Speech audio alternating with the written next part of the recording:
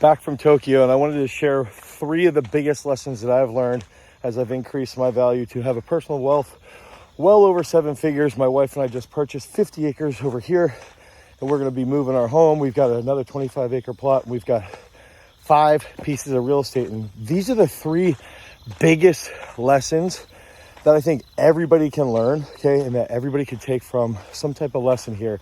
And it really comes back to, if you have a friend, right? You might have a friend who get all invested in learning about certain trades or learning about certain areas, cryptocurrency, right? And they're absolutely infatuated with this, and they're learning every little detail, and they're constantly talking about it, but then they're not even doing anything. They're actually not even doing anything practical. They're not even trying to improve where they're at.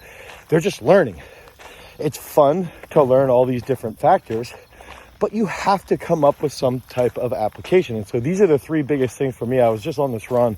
I'm still running, but I'm thinking through this, and I'm going, the first big aspect, okay, of these 3 is that I had to learn I had to understand.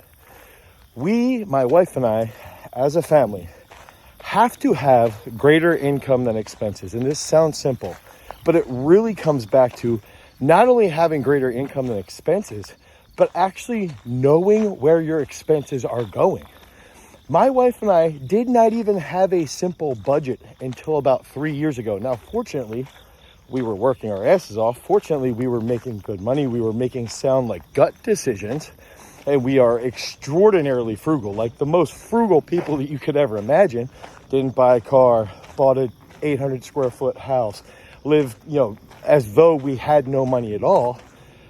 So that helped us, weigh that scale in our favor of spending a lot less than what we were bringing in. But until we actually broke down our expenses and we looked at, okay, what day of the month are we spending this? What day of the month are we spending this? And really looked at all these key line items. And then we can look back and say, okay, we have this income. This is how we can divvy this around so that we can move specific money into investments. We can move specific money into having a vacation potentially. We can move specific money into our kids' 529, stuff like that, right? So until you actually break down a simple budget and look at that and look at exactly where your expenses are going, you're not truly going to understand if you do have greater income than expenses. And this is even going to go into the light of, do you know what type of apps you're paying for on your phone? Do you know what type of services that you're paying for at your home? Do you think through the lens of, I'm paying this landscaper to do X, Y, or Z, or, I'm renting this specific thing twice a quarter to help clean something at my house? Do you understand what those expenses are and where all of that money can potentially be going to actually help you be better, 20, 25 years from now? So having greater income than expenses and understanding what that budget is, understanding where those expenses are going is absolutely key. The second one, okay, now, especially with the light of AI, this is going to be a big factor, the second and the third factor here. The second factor is going to be absolutely insane, okay? For me, I've owned multiple businesses. I had a big exit. I've had 3 multi-million-dollar companies, okay? And the biggest thing here that I didn't truly grasp for about a decade is that you've got to understand value you can provide to customers, okay?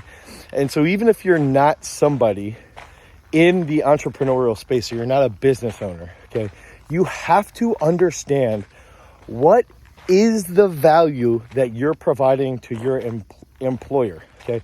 What is your value in the market space? And so really, if you're an entrepreneur, you have to think through, what problems can I solve? How does the market value those problems or those solutions, those problems that you're solving, aka those solutions? And then how scalable, how easy is it for you to really develop that to a very large spectrum, right? So that you can make potentially more money. So if you don't fully think through that value of yourself, okay, and let's say that you're not an entrepreneur, you have to think through, okay, I work for this specific person. How can I increase my value for these companies? How can I make it so that I'm irreplaceable to my boss? Okay, how can I make it so that I'm constantly getting better at my job or at my trade or at my skill so that I can increase my value? And if I can increase my value, I will make more money, which will make it easier to have more income than expenses. But if we're not thinking through the lens of how can I make myself more valuable, how can I make myself more valuable to a customer, how can I make myself more valuable to an employer, then you're expecting something for no reason. You're expecting that you should be earning a specific wage without actually thinking through what's the value. Okay, if we're thinking through an NFL football player and they're signing a contract for a 3-year, $30 million deal, they are genuinely thinking, okay, I can bring in this company. Let's say it's one of the football teams. They're paying me $30 million over the next 3 years. They think that having me on the team will in turn make them, at the very least, $31 million, okay? So they're bringing that value, so they have to perform to that ability. And when we start to think through that light of what's my value, what am I providing a customer, what am I providing my boss? Now you're not expecting it. Instead, you're trying to increase your value because you're looking at it going, holy crap, my value is not as high as I actually thought it was. And now for me to actually expect to earn more, I should probably increase my value so that I can provide more financial income to the company or more financial income to myself so that in turn I can be more valuable and have more income than expenses. And a lot of this goes back to the third key concept. And I think this third big factor here goes in, and I believe this wholeheartedly, okay, is that the third factor, when we're setting up, dotting our financial I's, crossing our financial T's, okay, you've got to make sure that you have 1 month of a saved bank account, right? And you've got 1 month of expenses in a saved bank account so that you can just pay all your bills from that specific account. Now, after that, if you have $1,000, you've got to invest in yourself and you've got to figure out, how can I improve my skill? How can I improve my trade or my value so that I can then climb a ladder and make myself more valuable? Okay, so I want to invest in myself to learn. And so this could be as simple as learning how ChatGPT works, learning how DeepSeek works, learning the best prompts that you can send to Claude. Those are 3 ideas that will in turn make you more money and make you more valuable to a company or to yourself. But if you don't actually invest in yourself, you're not valuing learning. You're not valuing improvement. You're not valuing betterment. Instead, you're expecting something. And what's crazy is, I hate the word entitled. Oh, they feel entitled, because the people that those guys feel entitled. The people who say that tend to be the people who have been working for a company bitching about how their boss won't pay them more because they haven't improved their value. They haven't improved their worth, and they just feel entitled to their salary because they've been there. They've got seniority, and things like that are what holds us back.